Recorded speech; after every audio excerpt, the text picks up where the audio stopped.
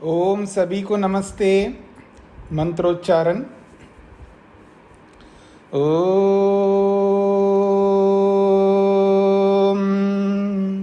सहना भवतु सहनौ भुनक्तु सह वीर्यं करवावहै तेजस्विनावधीतमस्तु मा विद्विषावहै। ओम शांति शांति शांति।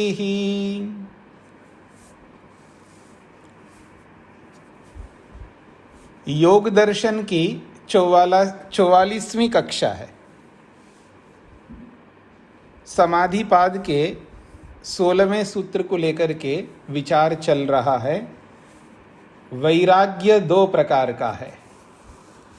दृष्टानुश्रविक विषय वितृष्णस्य वशीकार संज्ञा वैराग्यम, ये अपर वैराग्य कहलाता है। और तत्परम पुरुष ख्यातेर गुण वैतृष्ण्यम, ये पर वैराग्य कहलाता है। तो इस प्रकार से दो प्रकार का वैराग्य है। जब पर वैराग्य की प्राप्ति होती है, जिसे पर वैराग्य को प्राप्त करना है, वो क्या करता है इस सूत्र में स्पष्ट कर दिया है। पर वैराग्य उसी को प्राप्त होता है जो अपर वैराग्य में जो जो उपलब्धियां प्राप्त की, उन सबको त्याग करने पर। देखिएगा, वैराग्य जो होता है वो त्याग और प्राप्ति के साथ में विद्यमान है। वैराग्य में त्याग की प्रधानता है और प्राप्ति की गौणता है। दो बातें हैं वैराग्य में, त्यागना और पाना। और जो आप में से डरते हैं वैराग्य से, वो इसलिए डरते हैं क्योंकि आप सिक्के के एक पहलू को देखते हैं, त्यागने को, छोड़ने को। और उसी वजह से, उसी कारण से आप लोगों को बहुत, दुनिया में सबसे ज़्यादा कोई व्यक्ति डरता है, वो वैराग्य से डरता है। क्योंकि वैराग्य में बहुत कुछ त्याग करना होता है। आप देख रहे हो ना, त्याग जो है, त्याग आपको सीधा समाधि में ले जा करके बिठा देगी आपको। आप स्वयं ही समाधि लगाना नहीं चाहते हैं, वास्तविकता ये है। क्योंकि समाधि जो लगाना चाहता है उसको वैराग्य को प्राप्त करना होता है, जो आपने यहाँ कई दिनों से पढ़ा है। बिना वैराग्य के समाधि नहीं लग सकती, आप लाख कोशिशें कर लो। जो आप कभी कभी आप लोगों से, जी मैं भी भगवान का दर्शन करना चाहती हूँ, मेरे को भी दर्शन करा दो, ऐसे कई बार आप में से कुछ लोग बोलते रहते हैं। तो मेरे को लगता है, भगवान हम तो झूंझ रहे हैं, इसमें लगे हुए हैं दिन रात। हाँ, हमारा कोई और काम धंधा नहीं, यही काम धंधा है हमारा। हम इसमें लगे हुए हैं सब छोड़ छाड़ करके। हमें समाधि मिल नहीं रही है और ये कह रहे हैं कि हमारी समाधि लगवा दो। ऐसा लगता है जैसे चू मंतर हो गया, सिर पर हाथ धर दिया तो समाधि लग जाए आपकी। तो समाधि उस व्यक्ति को प्राप्त होती है जो वैराग्य को प्राप्त होता है।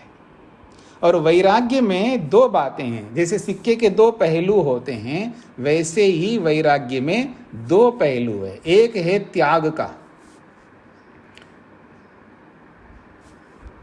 एक है त्याग का। वो अभी मैं आपको प्रस्तुत करूंगा। जो वैराग्य की उपलब्धियों में क्या क्या उपलब्धियां होती है, वो जो हमने परसों सुना है।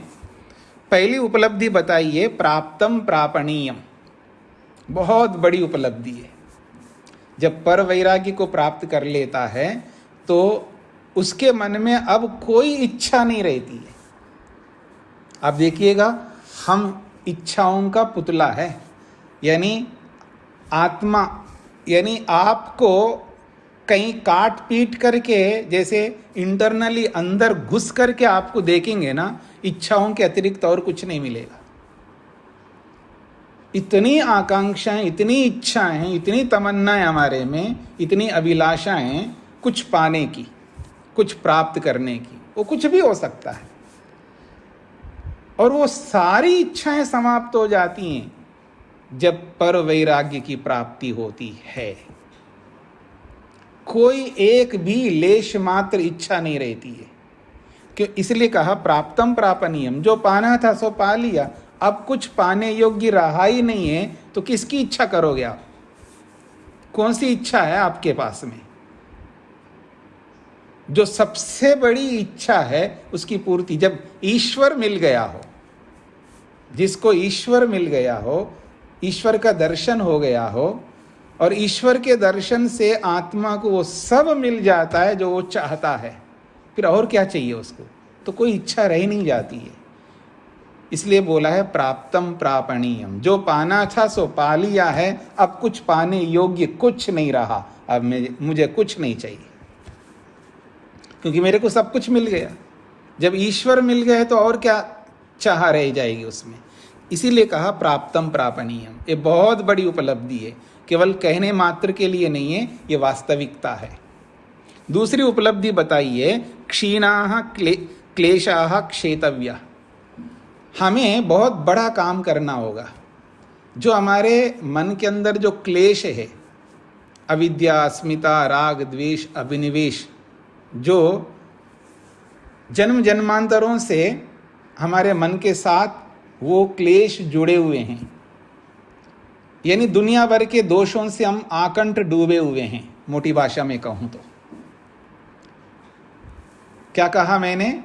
दुनिया भर के दोषों से आकंठ डूबे हुए हैं। मतलब जहां उंगली लगाओ वहीं दोष दिखाई देगा हमारे में। जिस एंगल से देखा जाए आपको, उसी एंगल से हमें आप में या मुझ में या दुनिया भर के लोगों में दोष के अतिरिक्त और कुछ नहीं दिखाई देगा। बस हम लोग लीपा पोती करके उन दोषों को छुपाते रहते हैं। जैसे लोग व्यवहार में, भाषा में, हाँ जी आप बुरा तो नहीं मान रहे हो ना? नहीं नहीं जी बिल्कुल, मैं क्यों बुरा मानूंगा, बिल्कुल नहीं, मैं नहीं मान रहा। लेकिन वो 100%, 100% वो बहुत बुरा मान रहा होता है। फिर भी ऊपर से क्या बोलता है? यही बोलता है, नहीं जी बिल्कुल, मैं कमाल करते हो आप, आपसे मैं कैसे बुरा मानूंगा। देखिए उसकी प्रस्तुतिकरण क्या होता है, प्रेजेंटेशन देखिएगा।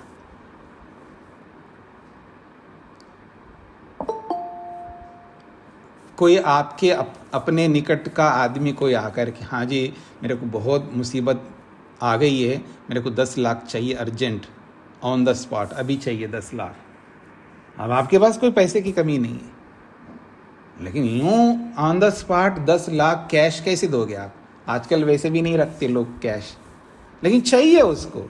आप कैसे भी प्रबंध करिएगा, आप नहीं कर सकते हैं, आप नहीं कर पाएंगे। लेकिन उसको बोलेंगे, दुनिया भर के जो भी बातें कहेंगे, उसको सीधा नहीं बोल सकते जी नहीं मैं नहीं कर सकता, ये नहीं बोलोगे, लेकिन पता नहीं क्या क्या बोलोगे उसके लिए। यानी हम अपने आप को जो प्रेजेंट करते हैं, प्रस्तुत करते हैं, जैसा प्रस्तुत करते हैं वैसा होते नहीं है। और जब जिसको वैराग्य होता है तो वो ये लिपापोती नहीं करता है, वो जैसा है वैसा, एज इट इज, जो वस्तु जैसी है। आपने पहले सूत्र में पढ़ा है, जो वस्तु जैसी है उसको वैसा ही देखता है, वैसा ही अनुभव करता है और वैसा ही प्रस्तुत करता है।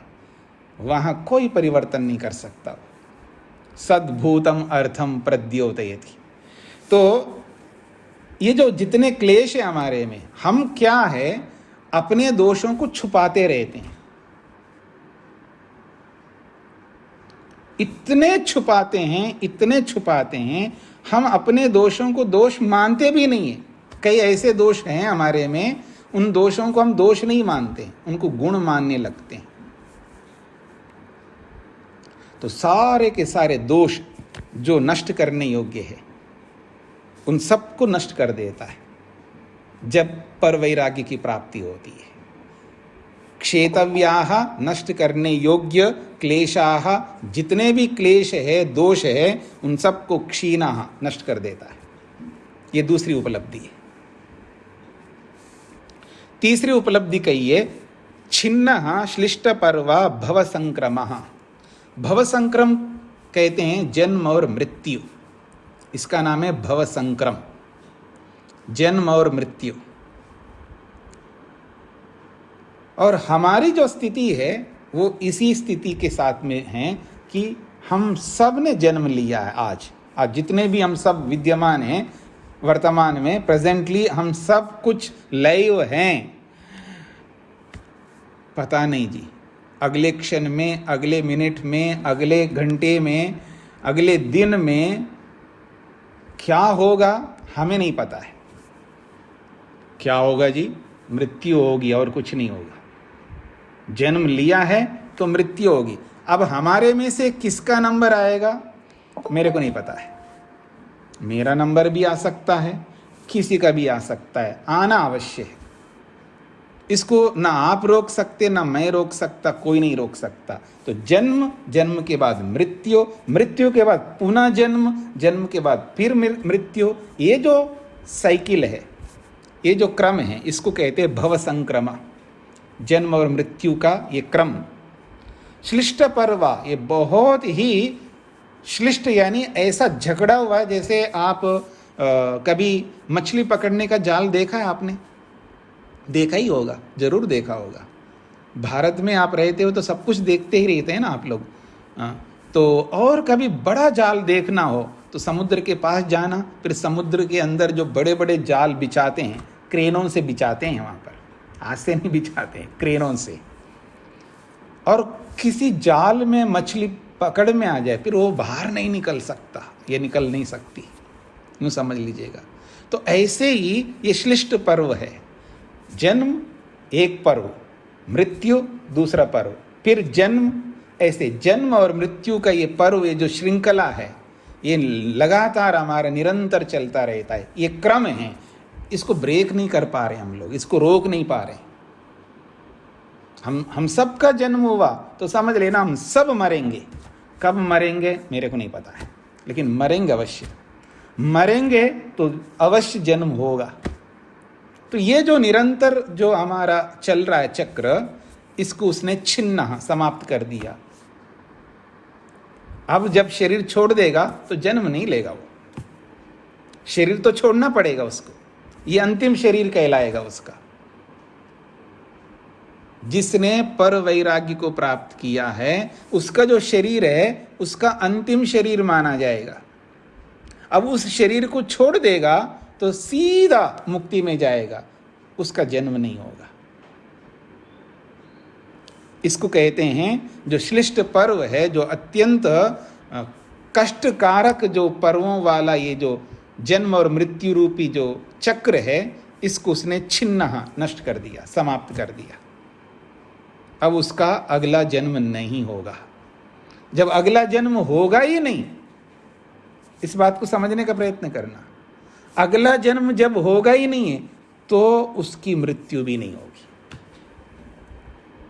अगला जन्म जब नहीं होगा, तो जब जन्म ही नहीं होगा तो मृत्यु भी नहीं होगी। इसी को कहते हैं मृत्युंजय। उसने अब मृत्यु को जीत लिया है, वो मृत्यु को जीत लिया है। क्योंकि ये शरीर छोड़ेगा तो मुक्ति में जाएगा। अब उसका जन्म होगा नहीं, जन्म होगा नहीं तो मृत्यु होगी नहीं। इसका मतलब मृत्यु को उसने जीत लिया है। इसी का नाम है मृत्युंजय। तो ये जो मृत्युंजय बनता है, मृत्यु को जीतने वाला बनता है कौन? पर वैराग्य को प्राप्त किया हुआ। मोटी भाषा में कहूँ, ऐरे गहरे नथु, ना आप ना मैं, नहीं। ये वो प्राप्त कर सकता मृत्युंजय की स्थिति को जिसको पर वैराग्य की प्राप्ति हुई, और वहां तक हमें पहुंचना है। और ये भी याद रखना, मैं कई बार आपको बोल चुका हूं, हम सब एक पंक्ति में खड़े हैं, लाइन में खड़े हैं। अब कौन कहाँ उस लाइन में, कोई आगे खड़ा होगा, कोई बीच में खड़ा होगा, कोई अंत में खड़ा होगा। अब आपको, मुझको, हम सबको ये देखना होगा हम लाइन में कहाँ खड़े हैं। लाइन में, पंक्ति में कहाँ खड़े हैं ये हमें देखना होगा। जब नज़र ये आ जाए ना कि देखूं लाइन को, अरे बहुत लंबी लाइन है। कभी कभी जाकर के आप देखिएगा जो बड़े बड़े जहाँ पर होते हैं, अभी दिल्ली में प्रगति मैदान में कन्वेक्शन हॉल जो है उसका उद्घाटन किया मोदी जी ने, और उसमें कोई प्रोग्राम हो रहा हो तो फिर उस प्रोग्राम में एंट्री प्रवेश करने के लिए आपको, मेरे को, हम सबको लाइन में खड़ा होना पड़े। फिर देखना वो लाइन कितनी लंबी होती है। और जब उस लाइन में निश्चित सीटें हैं वहाँ पर, याद रखना उन्होंने कहा कि ये जो हॉल बना है जिसमें 7,000 बैठ सकते, और लाइन में खड़े हैं हजारों। अब आपका और मेरा नंबर पता नहीं आएगा नहीं आएगा, क्योंकि हम लाइन जब देखते हैं पीछे मुड़ करके बहुत लंबी है, पता नहीं हम कहाँ उस लंबी लाइन में कहाँ खड़े हैं। तो ठीक इसी प्रकार से हम लाइन में तो खड़े हैं, पर वहाँ तो 7,000 आदमी जा सकते हैं उस हॉल में, लेकिन ये जो लाइन हमारे, ये सब जा सकते हैं। ये ऐसी लाइन है हमारी, मुक्ति वाली जो लाइन है ये ऐसी लाइन है, सब जाएंगे, बस समय जरूर लगेगा, क्योंकि हमारे खड़े होने पर निर्भर है हम कहाँ खड़े हैं। वैराग्य के निकट खड़े हैं या वैराग्य से कोसों दूर खड़े हैं, ये तो उस पर निर्भर करेगा। आइए आगे बढ़ते हैं। वो कहते हैं यस्य अविच्छेदात् जनित्वा म्रियते मृत्वा च जायते इति। यस्य अविच्छेदात्, ये जो श्लिष्ट पर्व है, भव संक्रम रूपी जो पर्व है, इसको अगर हमने नहीं तोड़ा, इसको रोका नहीं, इसमें ब्रेक नहीं लगाया, तो कहते हैं यस्य अविच्छेदात्, जिसके छिन्न भिन्न ना होने के कारण से जनित्वा म्रियते, हम दोबारा जन्म लेंगे, पैदा होंगे वापस। शरीर छूटते ही तुरंत आगे पैदा होंगे। जनित्वा, जन्म लेंगे, फिर जन्म लेकर के क्या करेंगे, म्रियते, फिर मरेंगे। मृत्वा च जायते, मर करके फिर जन्म लेंगे। पंक्ति को देखिएगा आपको स्पष्ट हो जाएगा।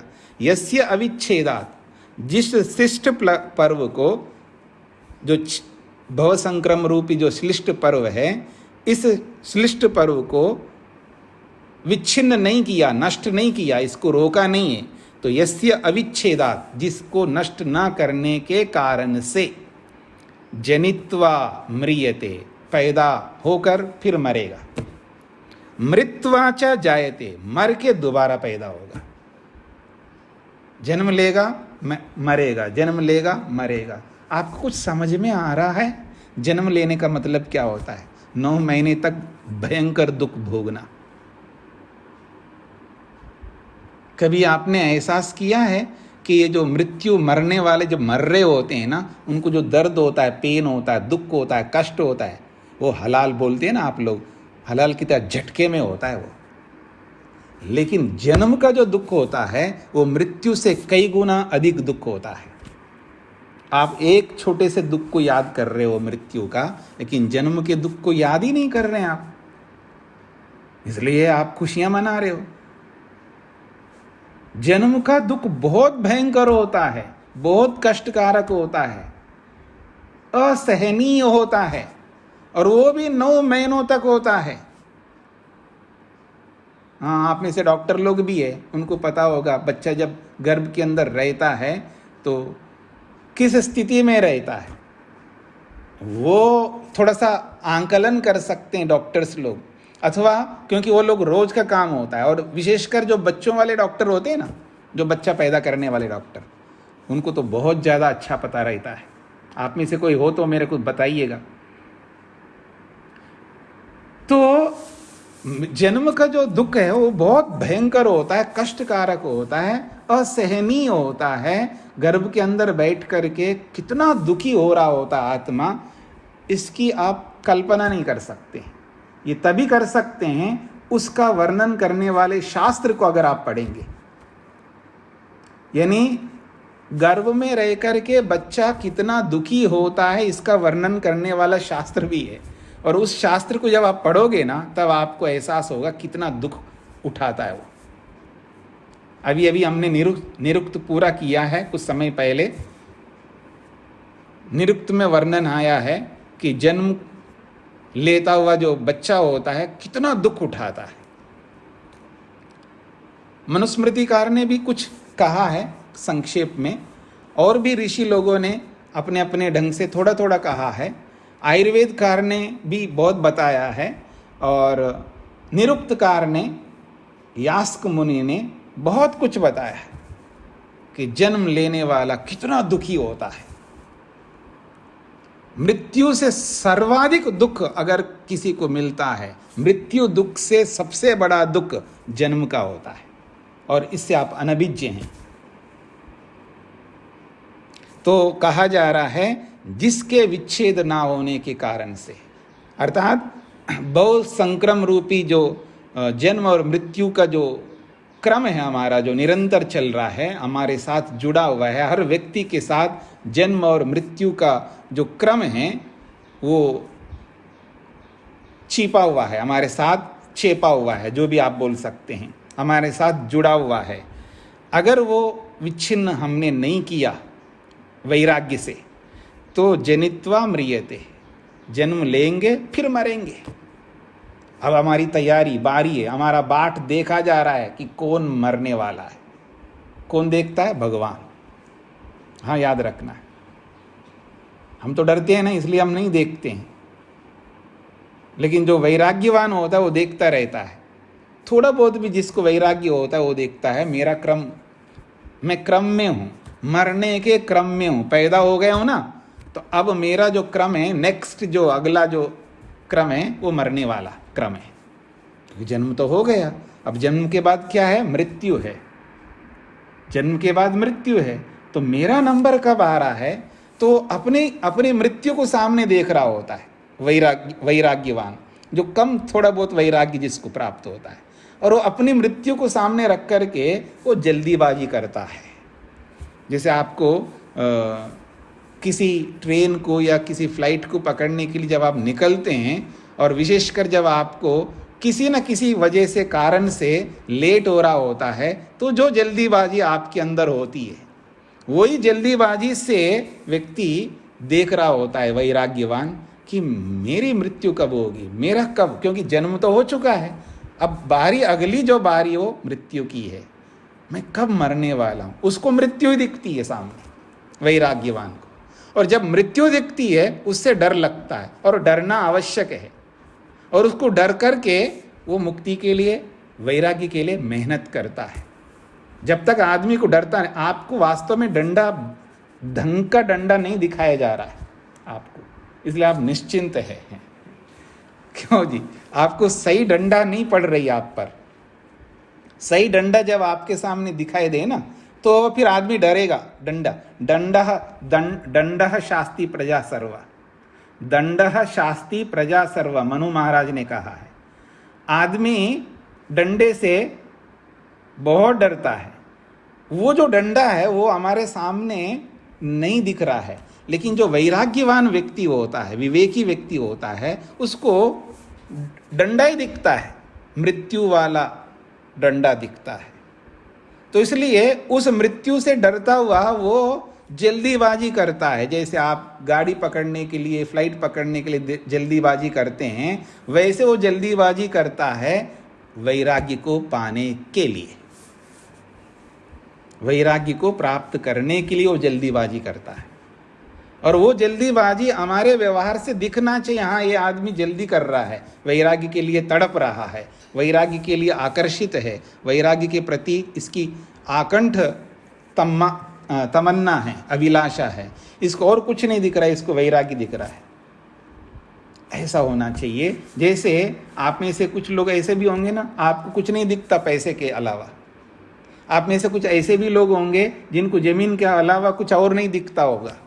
आप में से कुछ ऐसे भी लोग होंगे जिनको वस्त्रों के अलावा और कुछ नहीं दिखता होगा। आप में से कोई और ऐसा भी होगा जिसको भोजन के अलावा और कुछ नहीं दिखता होगा। ऐसे सबकी अपनी अपनी स्थितियां हैं।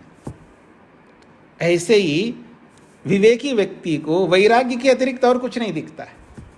उसको जल्दीबाजी है, जल्दी से जल्दी वैराग्य को प्राप्त कर लूं, क्योंकि नहीं प्राप्त किया तो मृत्यु होगी, वापस मरूंगा।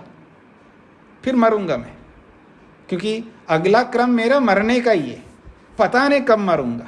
इस मरने से पहले मैं वैराग्य को प्राप्त कर लूं ताकि मैं अगला जन्म ना हो सके।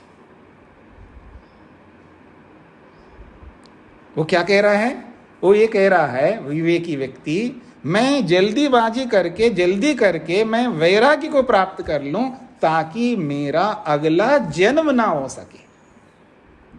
उसकी जल्दीबाजी है उसको।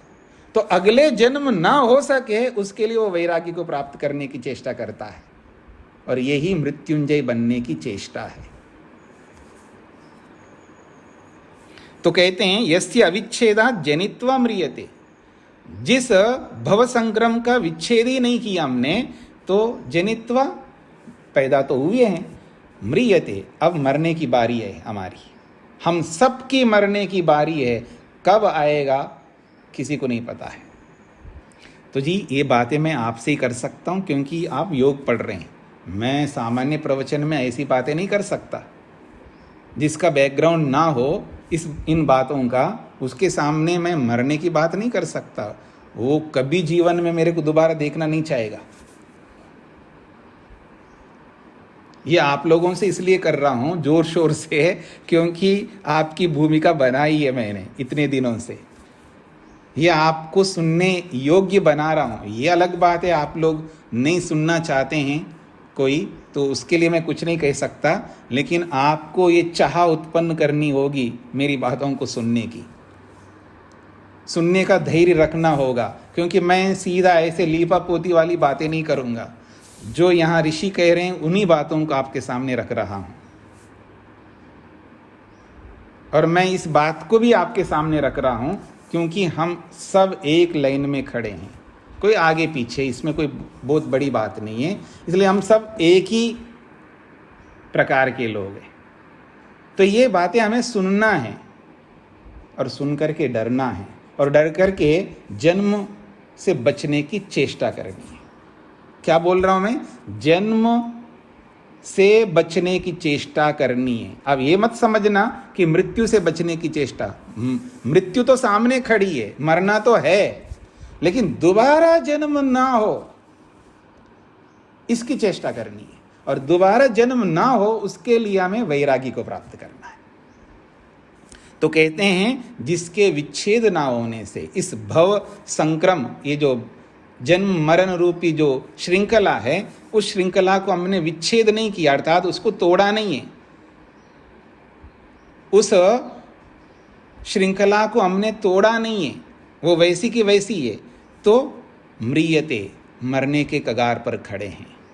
और मृत्वाचा जायते, फिर मर करके फिर क्या होगा? मर गए तो समझ लेना दोबारा पैदा होंगे ही होंगे। तो ये कभी भी नहीं छूटने वाली ये क्रिया है, इसी क्रिया को रोकना है। ये एक उपलब्धि है कि वो भव संक्रम रूपी इस श्लिष्ट पर्वा नामक जन्म मृत्यु की श्रृंखला है, उसको वैराग्यवान छिन्न भिन्न करता है, इसको तोड़ देता है, नष्ट कर देता है। अब उसका अगला जन्म नहीं होगा। यही मृत्युंजय बनना है।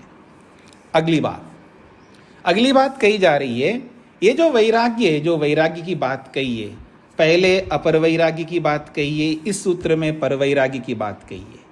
आखिर उस वैराग्य में इस वैराग्य में अंतर क्या है?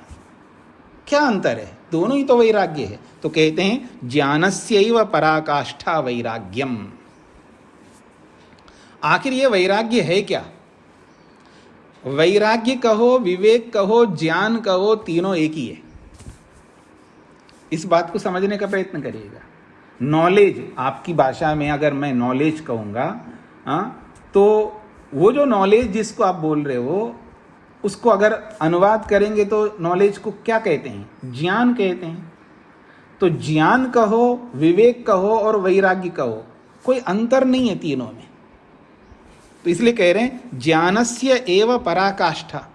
ज्ञान की जो पराकाष्ठा है, पराकाष्ठा समझते हैं? पराकाष्ठा का अर्थ होता है अंतिम सीमा। पराकाष्ठा शब्द का जो अनुवाद है हिंदी में, उसको कहते हैं सीमा, अंतिम सीमा। इसके आगे कुछ नहीं है। उसको कहते हैं पराकाष्ठा। तो जो ज्ञान की पराकाष्ठा का मतलब है जो नॉलेज है, जो ज्ञान है, इसके आगे और भी कुछ ज्ञान है? नो, नहीं है। ये ही अंतिम ज्ञान है, इसके आगे कोई नॉलेज ज्ञान ही नहीं है। इसी को वैराग्य कहते हैं। ये ऐसा ज्ञान है, इसके बाद में और कोई ज्ञान, और कोई जानकारी मिलेगी, और कोई इंफॉर्मेशन मिलेगा आपको? नो, नहीं। ये अंतिम ज्ञान है, इसके आगे और कुछ है ही नहीं है।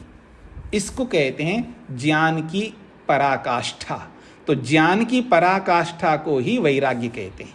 अर्थात ज्ञान में और वैराग्य में कोई अंतर नहीं है। इसको केवल समझने के लिए ज्ञान को कारण बता देते हैं, विवेक को कार्य बता देते हैं, फिर विवेक को कारण बता देते हैं, और उस विवेक का कार्य वैराग्य है। ये केवल व्यवहारिक भाषा में ऐसा बोला जाता है।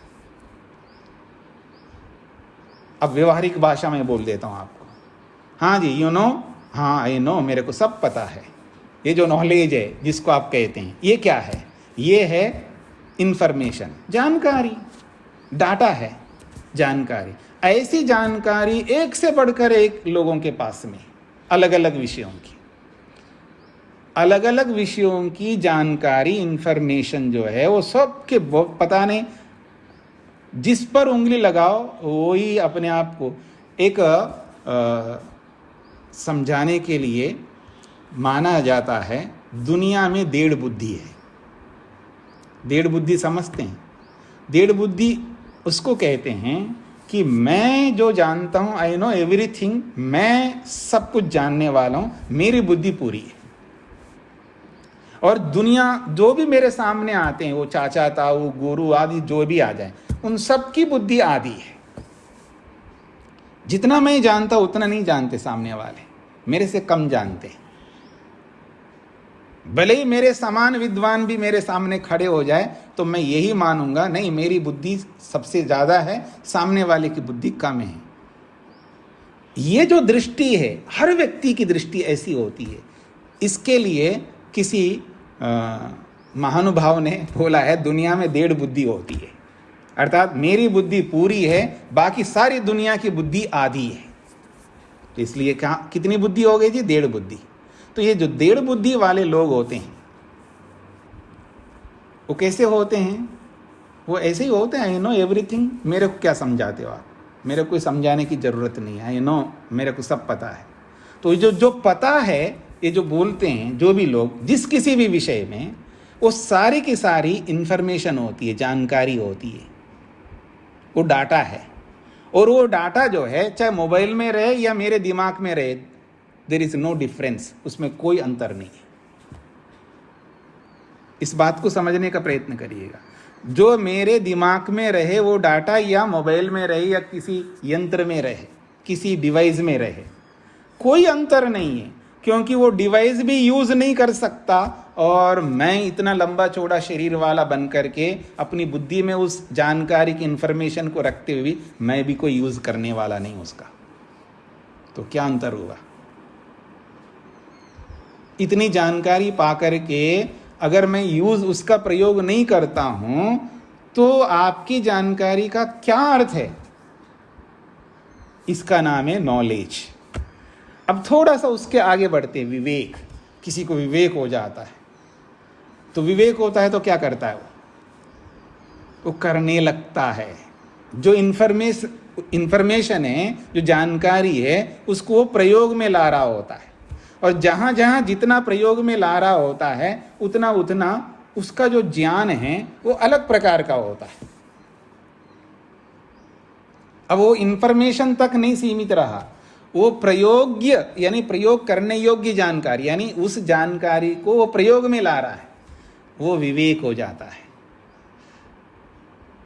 वो क्या होता है? विवेक होता है। अब थोड़ा सा और आगे बढ़ते हैं, थोड़ा सा और आगे बढ़ते हैं तो वो वैराग्य बन जाता है। वैराग्य क्या बन जाता है? मेरे को पता लग गया कि रात को देर तक जागना नहीं चाहिए। इंफॉर्मेशन तो है, लेकिन जागता हूं और बोलता क्या हूं जी, रात को ही अच्छी पढ़ाई होती है, रात को ऐसा होता है, रात को ऐसा होता है। सब सो जाते हैं, एकदम काम शांत होता है, तब मैं बहुत सारे काम करता हूं।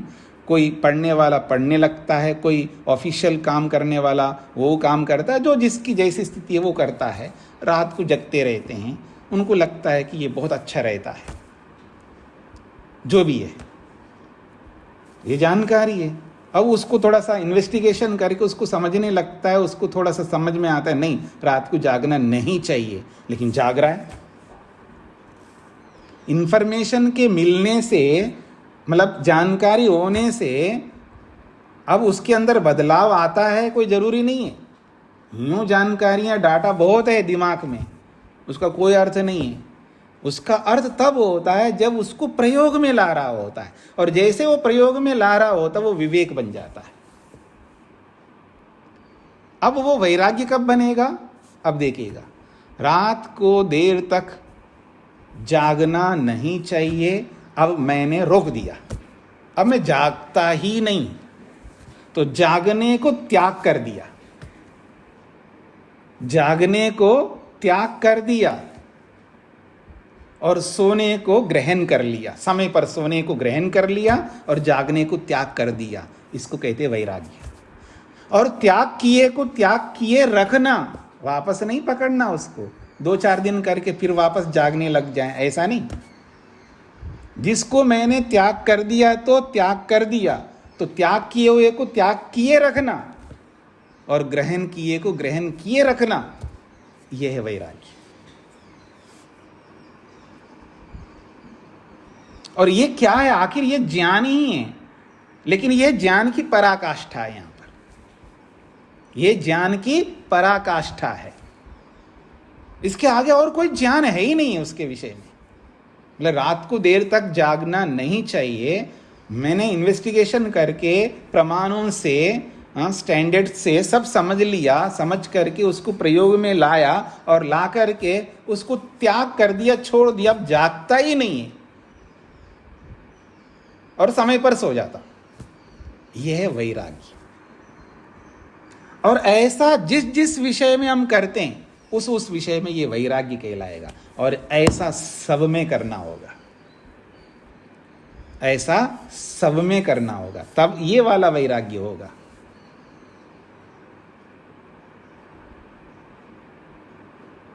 कितना कठिन काम है, आप सोच सकते हैं। ये वो वैराग्य है। तो ज्ञानस्यैव पराकाष्ठा वैराग्यम। ज्ञान, इंफॉर्मेशन, विवेक और वैराग्य, इन तीनों में थोड़ा थोड़ा अंतर है। तो जिसको हमने त्याग किया उसको त्याग किए रखना, और जिसको हमने ग्रहण किया उसको ग्रहण किए रखना, यही वैराग्य है। और जब जब जहां जहां हमको पता लग रहा होता है उसको वो त्याग कर रहा होता है। जब वो त्याग कर रहा, जैसे उसको उसका काम पूरा हो गया, गृहस्थ का कार्य सब पूरे हो गए, तो गृहस्थ को त्याग करना चाहिए, वो त्याग कर देता है। और जो त्याग करने वाला जब त्याग कर रहा होता है, और जो त्याग नहीं करने वाले होते हैं वो त्याग करने वाले को देखते, ये जो छोड़ना दिखते हो उनको, जो त्याग कर रहा है वो त्याग दिख रहा होता है, इसलिए उससे डरते रहते हैं बाकी लोग। और इतना डरते हैं, इतना डरते हैं, उसकी कोई सीमा नहीं है। उनको ये समझ में नहीं आ रहा है, तो वो जिसको उसने त्याग किया तो कुछ ग्रहण किया ना, उसको ग्रहण नहीं दिख रहा होता है, उसको त्याग ही दिख रहा होता है। उनकी नज़र, उसकी दृष्टि, उसका जो एटीट्यूड है वो त्याग में लगी हुई है। इसलिए ये त्याग को देख करके वो डरते हैं, इसलिए वो खुद त्यागना नहीं चाहते हैं। कितना अविवेक है, कितना गलत इंफॉर्मेशन है उनके पास में, पूछिएगा मत। तो त्याग दिख रहा है लेकिन ग्रहण नहीं दिख रहा है, प्राप्ति नहीं दिख रही है। क्या उसने प्राप्त किया? अगर किसी को छोड़ता है तो कुछ पाता है, पाकर के त्याग करता है, याद रखना। अगर कुछ पाकर बिना पाए त्याग करता है ना, वो 2 दिन में वापस लौट के आता है। जिसको कुछ मिला नहीं है, प्राप्ति हुई नहीं है, फिर त्याग कर दिया हो, वो 2 दिन में याद आ जाता है। जिसको आप बोलते हैं ना, इसको नानी याद आ जाती है, आप बोलते हैं ना यही बात, उसको नानी याद आ गई, बैक टू द पेविलियन, वापस लौट के आता है। वो जिसको वो छोड़ता है वापस उसी को पकड़ता है, 2 दिन बाद, 4 दिन बाद, सप्ताह बाद, महीने बाद, साल बाद, फिर वापस उसी को पकड़ता है। क्योंकि उसने त्याग किया लेकिन प्राप्ति हुई नहीं उसको। क्योंकि त्याग वहाँ कर रहा होता है व्यक्ति जब प्राप्त हो रहा होता है, प्राप्ति के साथ त्याग होता है। इसलिए आप डरते रहते हैं। वैराग्य के एक पक्ष को आप देखते हैं इसलिए आपको डर लगता है, लेकिन वैराग्य के दूसरे पक्ष को नहीं देख रहे जो यहां पर बोला जा रहा है। ये वैराग्य का दूसरा पक्ष है, प्राप्तम प्रापणीयम। ये छोटी मोटी उपलब्धि है क्या? अगर आपको भगवान मिले, भगवान अगर मिल जाए ना, तो मैं तो सब कुछ त्याग कर दूंगा। उसको समझ में आना चाहिए। इसलिए उसको पैसे त्याग करना, मकान त्याग करना, जमीन त्याग करना, कपड़े त्याग करना, ये तो कुछ भी नहीं है। ये तो कुछ भी नहीं है।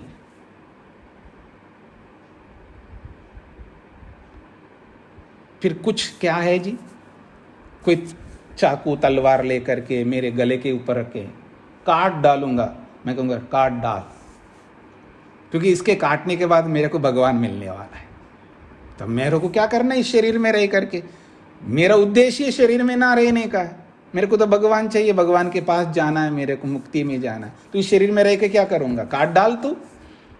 तब त्याग करने में कोई परेशानी नहीं होती है, क्योंकि मेरे को दिख रहा है भगवान, समाधि दिख रही है, उपलब्धि दिख रही है। कुछ समझ में आ रहा है आपको क्या कहना चाह रहा हूं मैं? हम वो उपलब्धि को ना देख करके केवल त्याग को देख करके डरने लग जाते हैं। तो दुनिया में सर्वोत्कृष्ट कार्य यदि है वो वैराग्य है। वैराग्य को तरसना चाहिए व्यक्ति को। जैसे कोई पैसे वाला पैसे ना मिलने पर तरसता है ना पैसे के लिए, वो कुछ भी तरसना नहीं है। ये वैराग्य वो चीज है, जब ये समझ में आ जाता है व्यक्ति को वैराग्य को, तो वो तरसता है उस वैराग्य के लिए, बाट देख रहा होता है, हे भगवान मेरे को कब वैराग्य मिले। ये विवेकी का काम है। और भोगी का क्या काम है? भोग विलासी व्यक्ति जो है उसका क्या काम है? उसका वैराग्य से कोसों दूर रहना उसका काम है, क्योंकि उसको समझ में नहीं आता वैराग्य क्या है। तो इसलिए वो वैराग्य से बहुत डरता है। और यूं पत्नी जो है पति को पकड़ के रखती, नहीं तुम कहीं नहीं जा सकते, या पति भी पत्नी को पकड़ के रखता, तू कहीं नहीं जा सकती है। ये वो लोग होते हैं जो बेचारे, ये बेचारे आप में से भी हो सकते हैं, ये वो लोग हो सकते हैं जिनको इंफॉर्मेशन की कमी है, यथार्थता का ज्ञान नहीं है। ये विवेक वैराग्य तो दुनिया का सर्वोत्कृष्ट काम है। इसके बिना हमें ईश्वर नहीं मिलने वाला है, समाधि नहीं लगने वाली। ये वैराग्य तो होना ही है हमें। तो ज्ञानस्यैव पराकाष्ठा वैराग्यम, ज्ञान की जो पराकाष्ठा है यही तो वैराग्य है। अब मैं दूसरे शब्दों में बोलूं, जब ये समझ, ये विवेक हो जाता है, ये इससे कभी भी मेरे को सुख नहीं मिलने वाला है, इससे मेरे को कभी भी सुख नहीं मिलने वाला है, कभी भी नहीं मिलने वाला। ये अक्षरशा एकदम जैसे स्क्रीन पे देखते हैं ऐसा मैं देख रहा हूं, इससे कभी 3 काल में मेरे को सुख नहीं मिलेगा। तो उसको मैं पकड़ करके क्या रखूं? उसको तो त्याग करना ही है मेरे को। जिससे मेरी उपलब्धि नहीं हो सकती है, जिसको पकड़ने से मेरे को कभी वो समाधि नहीं मिलेगी, उसको पकड़ करके क्या करूंगा? तो उसको छोड़ने में मेरे को कुछ भी नहीं लगता है, कोई कष्ट क्लेश नहीं होता है, अनायास ऐसे छोड़ देता हूं। हाँ जी, कभी बाहर जाते हो आप, कुछ खरीदते होंगे, कुछ खाते होंगे, और वो जिस कागज में या जिस चीज में भी वो आता है, उसको खाने के बाद जो बचा हुआ रहता है, वेस्टेज जिसको आप बोलते हो, उसको क्या करते हो? पकड़ के रखते हो। उसको छोड़ने में आपको कुछ लगता है? बल्कि आप जल्दी करते, जल्दी से जल्दी इसको, अब खा तो लिया, खाने से पहले वो बहुत बढ़िया लगता है, वो खाने से पहले वो बहुत बढ़िया लगता है, खाने के बाद में वो एम्प्टी हो जाए ना, खाली, अब उसकी दृष्टि देखिएगा, जल्दी से जल्दी इसको बस फेंको। इसको कहाँ डस्टबिन ही नहीं मिल रहा है मेरे को, जल्दी जहां चाहे वहां तो हम फेंक नहीं सकते ना। क्यों? योग का एक बहुत बड़ा अंग है शौच, शुद्धि। समझ रहे हैं ना आप? तो कहीं भी नहीं फेंक सकता हूं ना, तो मेरे को बस डस्टबिन मिल जाए मेरे को, मेरी सारी नजर दृष्टि जो है डस्टबिन पर रहती है, उसको जल्दी से जल्दी फेंकूं। उसको पकड़े रखने का कोई अर्थ ही नहीं है। उसको त्याग करना, कैसे त्याग करना चाहता है, देखिए ऐसा त्याग होता है। चाहे पैसा हो, पत्नी हो, पति हो, चाहे माता हो, चाहे पिता हो, चाहे संसार हो, चाहे मकान हो, चाहे कोई भी चीज हो, उसको त्याग करने में लेश मात्र भी दुख नहीं होता है, ना होगा, यदि यथार्थ में वो वैराग्य है। यदि वैराग्य नहीं है तो समझ लेना कि वो नहीं छोड़ सकता। अगर छोड़ भी देना, 2 दिन में उसको नानी याद आ जाएगी, वापस पकड़ लेगा वो। तो ऐसा वैराग्य तो नहीं चाहिए हमें। ये वास्तविक वैराग्य है। और जब ऐसा हो जाता है, ज्ञानस्यैव पराकाष्ठा वैराग्यम, ज्ञान की अंतिम सीमा आ जाती है वैराग्य के हमारे में। एतस्य एव ही न आंतरीयकम कैवल्यम, एतस्य एव, इस वैराग्य के प्राप्त होने पर ही तुरंत कैवल्य मिल जाता है। न आंतरीयकम, इसके बाद में और कुछ बचता कुछ नहीं है। इधर वैराग्य हो जाए, उधर कैवल्य की प्राप्ति, बीच में कोई गैप नहीं है, कोई ऐसी स्थिति नहीं है हाँ अब बैठे रहो जी, थोड़ा सा प्रतीक्षा करो, अभी कैवल्य आपको मिलेगा, नहीं। इधर वैराग्य परिपूर्ण, ज्ञान की अंतिम पराकाष्ठा रूपी वैराग्य की प्राप्ति, उधर कैवल्य। मुक्ति जैसा अनुभव जीते जी शरीर में ही हम करेंगे, समाधि में बैठ करके। ये वो वाली स्थिति है। पता नहीं, मैंने बहुत कुछ बोल दिया, आपको क्या समझ में आया? तो अब आप पूछिएगा वैराग्य को लेकर के, जो भी पूछना है, जो आपके दिमाग में बैठा होगा वैराग्य के विषय में, ये छोड़ेंगे तो ये होगा, वो छोड़ेंगे तो ये होगा, ऐसे कैसे छोड़ सकते, जो भी आपके प्रश्न होंगे पूछना, और पूछ करके समझ करके चलिएगा। समझ गए आप तो फिर मैं आपको छोड़ूंगा नहीं, फिर कहूँगा अब त्याग करो, डरना नहीं। सागर जी बोलिएगा। नमस्ते स्वामी जी। जी स्वामी जी, भाष्यकार ने बताया ज्ञान से प्रकाष्ठा वैराग्यम, और आपने कहा कि ज्ञान की प्रकाष्ठा वैराग्य है, फिर कोई ज्ञान शेष नहीं रहता जी। तो फिर जो समाधि की कोटि में जो ज्ञान आएगा उसे हम किस श्रेणी में रखेंगे? क्योंकि ज्ञान की पराकाष्ठा तो पहले ही हो गई। जी, ऐसा है कि समाधि, ज्ञान की पराकाष्ठा का मतलब है समाधि की प्राप्ति होना, बस वो हमारे लिए अंतिम स्थिति है, और कोई आकांक्षा नहीं है। जब समाधियां लगती जाएंगी और हमको अनुभूतियां होती जाएंगी, कोई चाह नहीं रहेगा, क्योंकि हमने जो चाहा थी वो समाप्त कर लिया ना। अब समाधियां लगती जाएंगी। अब समाधियों एक साथ एकदम सारी समाधियां तो लगेंगी नहीं, वो क्रम से लगेंगी। जैसे जैसे हम एक्सपीरियंस्ड बनते जाएंगे, अनुभवी बनते जाएंगे, हमारे अनुभव के अनुरूप जो है वो समाधि, एक समाधि, दूसरी समाधि, तीसरी समाधि, ऐसे क्रम से वो लगती जाएंगी। और वो जो उसमें अगली समाधि के लिए कोई ऐसी आकांक्षा नहीं होती है जैसे बिना समाधि वाले आकांक्षा लेकर के जीता है, ऐसा नहीं होता है। ठीक है, उसको पता लगता है कि इसके बाद मेरे को ये मिलेगा, इसके बाद ये मिलेगा, इसके बाद ये मिलेगा, इसके बाद ये मिलेगा। उसमें वो आकांक्षा, वो अभिलाषा, वो तमन्ना, वो जो इच्छा है, वो अविद्या वाली कोई नहीं रहती है। जी सागर जी। धन्यवाद स्वामी जी। सरस्वती जी। नमस्ते स्वामी जी। जी स्वामी जी, सही को, जो भी सही है उसको पकड़ना, और गलत जो भी है उसको छोड़ना, उसको वैराग्य कह सकते हैं? नहीं कह सकते हैं।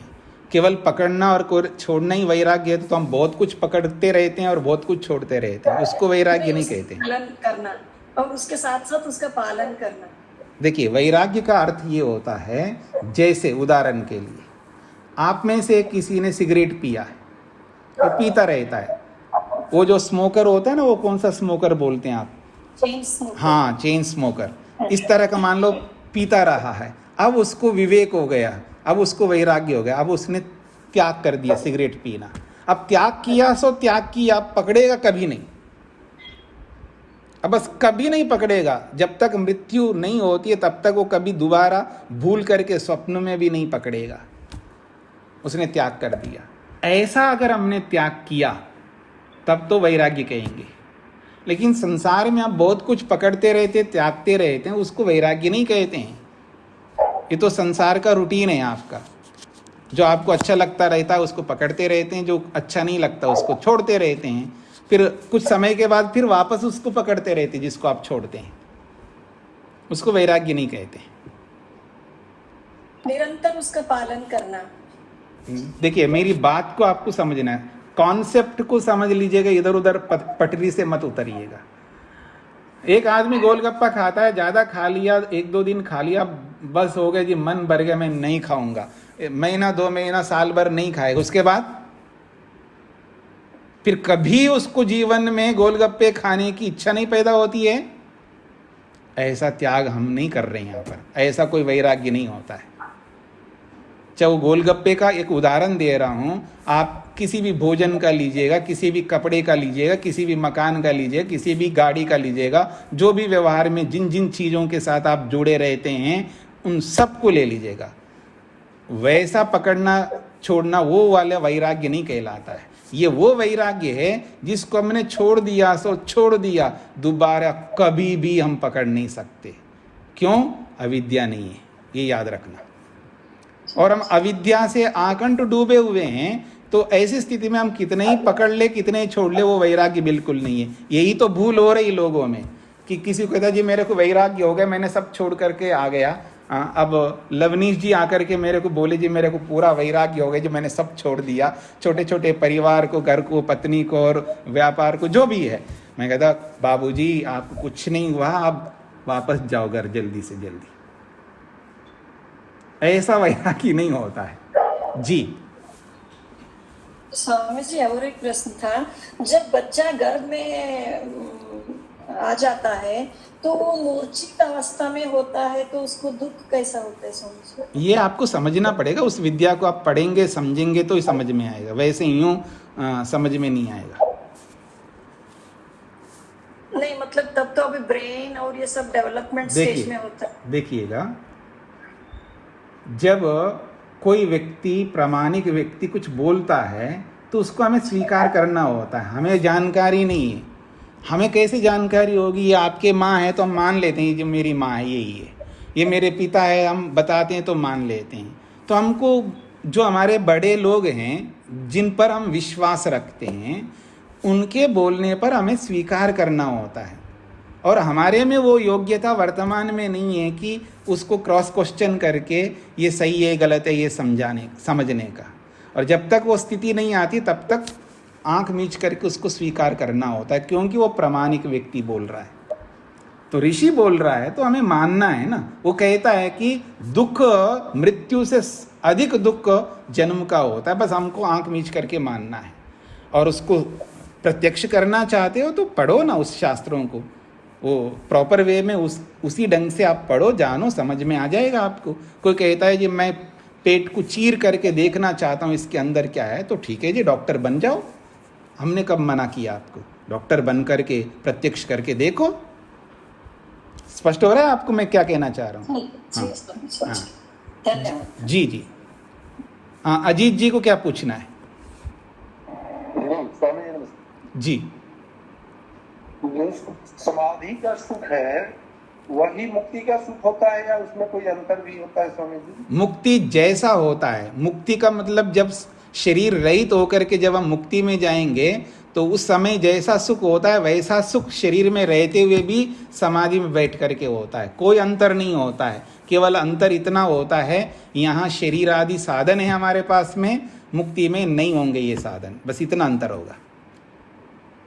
धन्यवाद जी। महिमा जी। नमस्ते स्वामी जी। स्वामी जी, एक बार मुझे थोड़ा सा सीक्वेंस समझना था वैराग्य प्राप्त करने के लिए। उसमें आपने पहले बताया था कि तृष्णा समाप्त करनी होगी, तो उसमें जो तृष्णा समाप्त होगी वो तभी होगी जब हम मोक्ष की इच्छा करेंगे, मोक्ष प्राप्ति की। और मोक्ष प्राप्ति की इच्छा करेंगे उसके लिए एकाग्रता चाहिए, क्योंकि पहले एकाग्रता होनी चाहिए। तो मतलब ये सीक्वेंस ठीक है, पहले एकाग्रता तक जाना होगा, फिर मोक्ष की इच्छा होगी पैदा अंदर, रियल वाली। जी। और फिर हर कार्य को तृष्णा रहित हो पाएगा, फिर वैराग्य होगा और फिर समाधि होगी। हाँ, इसको सीक्वेंस ऐसा समझ लीजिएगा। पहले दृष्टानुश्रविक विषय वाला जो वैराग्य है वो हमको लाना है। जो जो हमने अनुभव किया है उस अनुभव किए हुए के प्रति तृष्णा नहीं रखनी है, और जो जो हमने सुना है केवल मात्र अनुभव किया नहीं है उसमें भी तृष्णा न रखना है। ये अगर ऐसा करेंगे तो हमको वैराग्य होगा, अपर वैराग्य। और वो जो अपर वैराग्य होगा वो एकाग्र अवस्था की स्थिति में होगा।